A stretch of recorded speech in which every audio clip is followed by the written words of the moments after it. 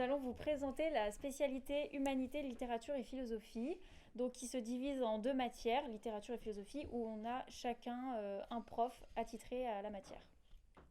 Donc cette spécialité s'adresse aux élèves curieux qui se posent des questions sur les sujets d'actualité par exemple et qui n'ont pas peur d'être bousculés dans leurs préjugés et dans leurs habitudes.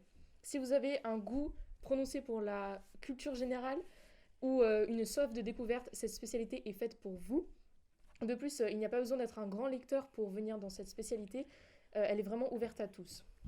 Donc moi, je vais vous parler de ce qu'on fait en cours.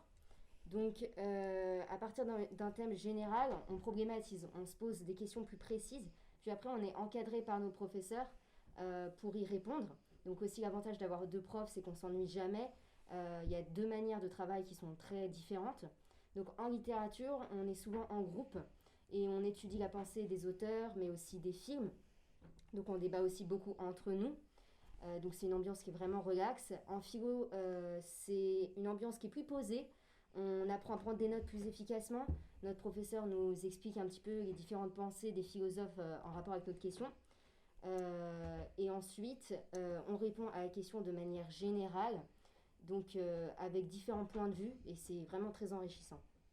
On peut également se demander qu'est-ce qu'apporte l'aspect HLP. Donc, ça permet de développer un esprit critique, des capacités d'analyse. Ça perfectionne également l'expression écrite et l'expression orale.